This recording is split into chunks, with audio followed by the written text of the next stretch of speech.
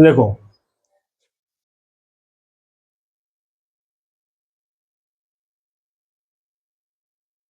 ऊर्जा के कई सारे रूपों के बारे में तुम लोग जानता है। विद्युत ऊर्जा, पवन ऊर्जा, सौर ऊर्जा, कई प्रकार का ऊर्जा का स्रोत है ना। अभी हम लोग समझने वाले हैं एक ऊर्जा के ही स्रोत के बारे में, यानी उससे भी ऊर्जा का उत्पादन होता है या उससे ऊर्जा उत्पन्न करने के लिए ईंधन की प्राप्ति होती है। तो इसके लिए हम लोग क्या करेंगे, जो टॉपिक को समझेंगे उसका नाम है क्या, बायोगैस। क्या है, बायोगैस। बायोगैस का मतलब होता है एक जैविक गैस। ठीक है, क्या होता है, जैविक गैस। बायोगैस क्या है, एक नवीकरणीय और स्वच्छ ईंधन है।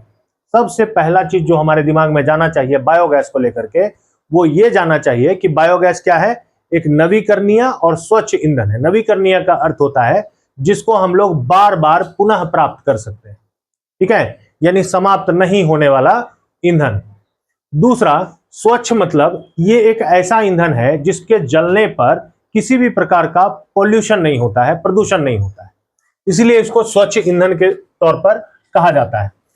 ऐसे तुम लोग साधारण रूप से जानते हो, हम लोगों के घरों में जो खाना बनता है उसके लिए हम लोग एलपीजी गैस का उपयोग करते हैं कि नहीं। अच्छा, इसी प्रकार से गांव घर में तुम लोग देखा होगा चूल्हा वगैरह में लकड़ी गोईठा जला करके भोजन तैयार किया जाता है, पकाया जाता है। तो इन सब से बहुत ज्यादा प्रदूषण उत्पन्न होता है। लेकिन अगर उसके विकल्प में हम लोग बात करें बायोगैस का, तो इसके जलने पर किसी भी प्रकार का प्रदूषण देखने को हमें प्राप्त नहीं होता है। ना तो धुआं होता है, ना ही कोई हानिकारक गैस उत्पन्न होता है। इसीलिए इसका नाम है बायोगैस, यानी कि जैविक गैस।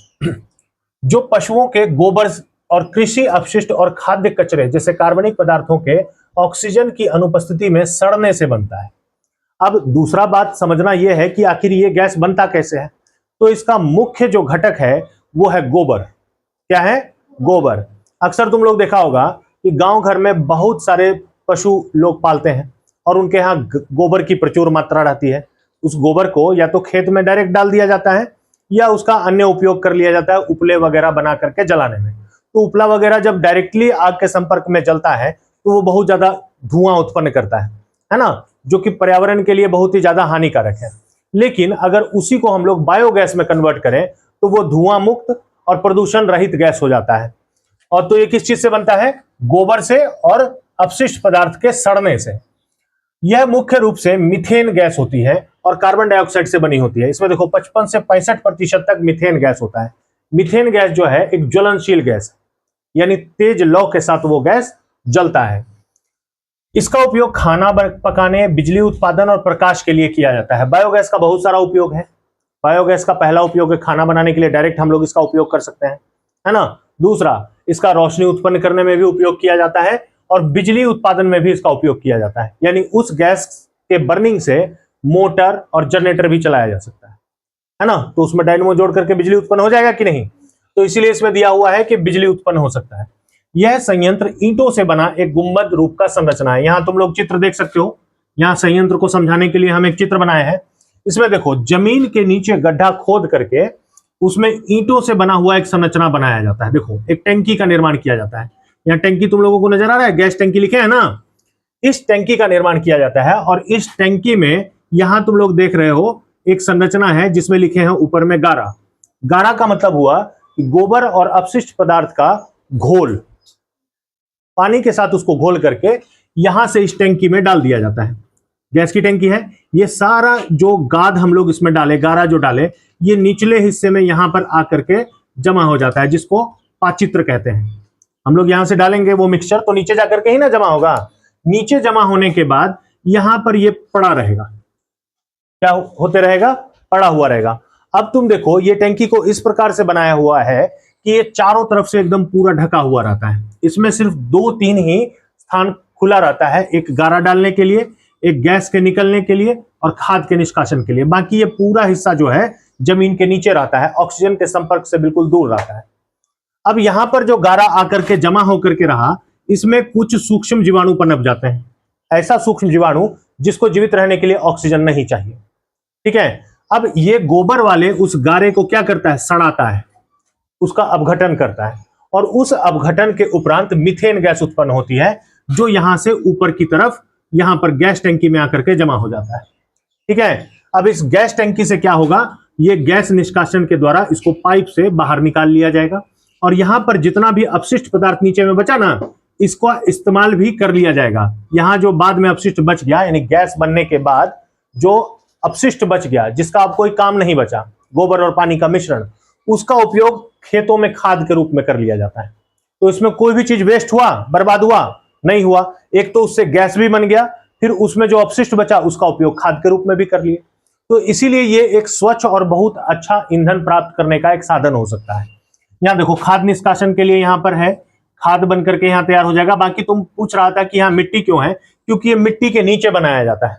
ठीक है, अब देखो यह संयंत्र ईंटों से बनाए गुंबद रूप का संरचना है। गोबर और पानी का गारा मिश्रण टंकी में बनाया जाता है, जहां से यह पाचित्र में पहुंच जाता है। और पाचित्र एक ऐसा बंद कोष्ठ है जिसमें ऑक्सीजन मौजूद नहीं रहता है। इसके अंदर जो है ना, पाचित्र में ऑक्सीजन गैस ही मौजूद नहीं रहता है। ठीक है, अनाक्षी सूक्ष्म जीव जिन्हें ऑक्सीजन की आवश्यकता नहीं होती, गोबर गारा से जटिल यौगिक से विघटन करते हैं। विघटन प्रक्रिया को पूरा होने में कुछ दिन लगते हैं।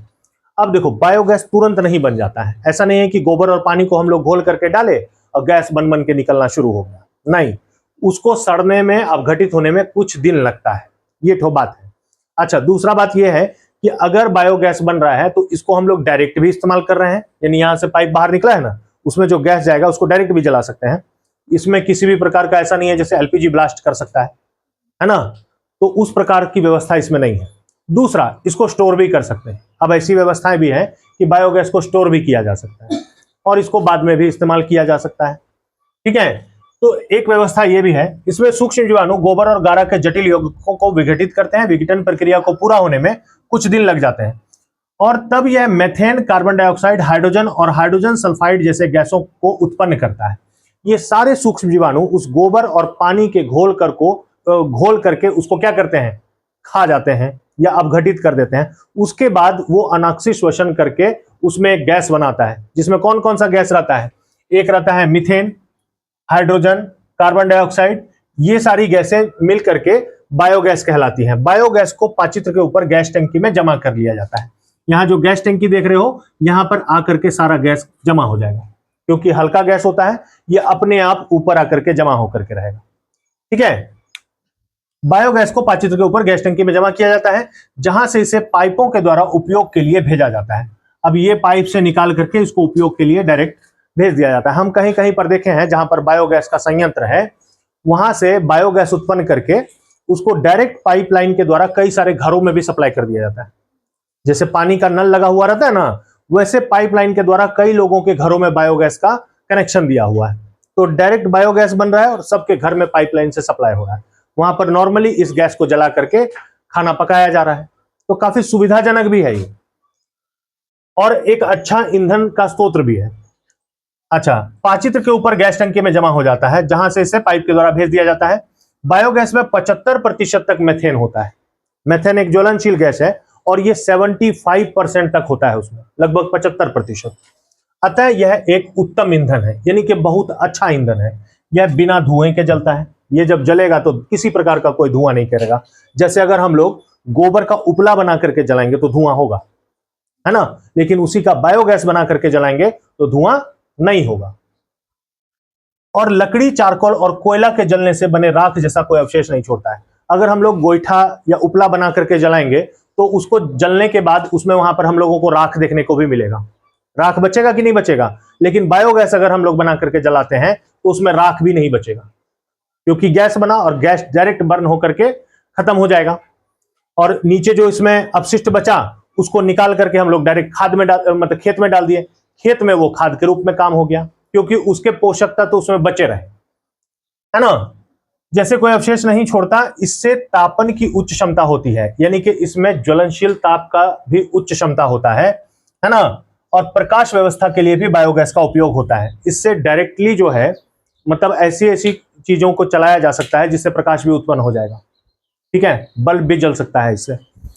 बचा हुआ गारा नियमित अंतराल पर हटाया जाता है। अब इसमें जो यहाँ पर गारा बच गया ना, मतलब बायोगैस बनने के बाद जो इसमें अपशिष्ट बच गया, उसको क्या करेगा, समय समय पर निकाल दिया जाएगा और इसका उपयोग उत्तम खाद के रूप में होता है।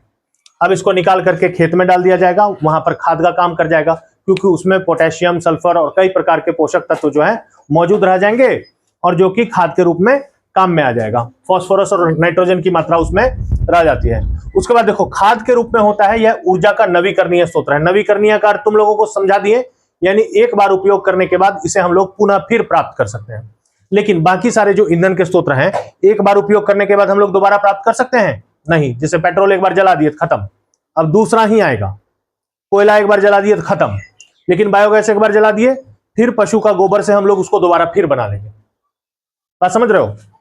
उसके बाद है इसका लाभ क्या क्या है। देखो यह सस्ता होता है, यह गैस बहुत सस्ता होता है। जैसे एलपीजी सिलेंडर है, तुम लोग देखते हो कितना महंगा है ना, उसके अनुपात में यह बहुत ही सस्ता गैस है। उसके बाद यह चलाने में सुविधाजनक होता है, इसका उपयोग करना भी सुविधाजनक है। यह अति तीव्र ज्वलनशील नहीं होता है। जैसे एलपीजी या और भी कई सारी गैसें हैं, वो कहीं से लीक हो रहा है तो काफी दूरी से भी आग पकड़ लेता है वो, है ना। इसमें ऐसा मतलब तीव्र ज्वलनशील वाला कोई गुण नहीं है। जहां ये निकल रहा है वहां पर जलाओगे तो एक अच्छे लौ के साथ ये जलेगा, ठीक है, क्योंकि ये जैविक गैस है। चलाने में सुविधाजनक होता है, इसके संयंत्र आसानी से बनाए जा सकते हैं। दूसरा, इसको बनाने में इतना कोई खर्च नहीं है जिसको बनाने में बहुत ज्यादा मतलब हम लोगों को इन्वेस्ट करना पड़ जाए। ये आसानी पूर्वक बनाया जा सकता है। और दूसरा बात जानते हो, इसके बनाने के लिए सारा कुछ गांवों में उपलब्ध रहता है, यानी गांव में ही पर्याप्त सारे साधनों से हम लोग इस टैंकी का निर्माण कर सकते हैं। सभी साधन गांवों में मौजूद होते हैं और ये गांव के लिए सबसे मतलब कि उपयोगी ईंधन का स्रोत है, क्योंकि गांव में लोगों को ईंधन का बहुत ज्यादा परेशानी हो जाता है कभी कभी। तो वैसी स्थिति में गांव में मतलब इसका बनाया जा सकता है। यह एक धुआं रहित और प्रदूषण नहीं फैलाने वाला ईंधन है। इसमें किसी प्रकार का धुआं भी नहीं निकलता है और किसी प्रकार का प्रदूषण भी नहीं होता है। बात समझ में आया? तो बायोगैस जो है आने वाले समय में एक अच्छे ईंधन के रूप में उपयोग किया जा सकता है, ठीक है, अगर इसके सोर्सेस को बढ़ाया जाए, लोगों में इसकी जागरूकता बढ़े और समझाया जाए तो इसको एक बहुत अच्छा ईंधन के रूप में लोग इस्तेमाल कर सकते हैं, है कि नहीं।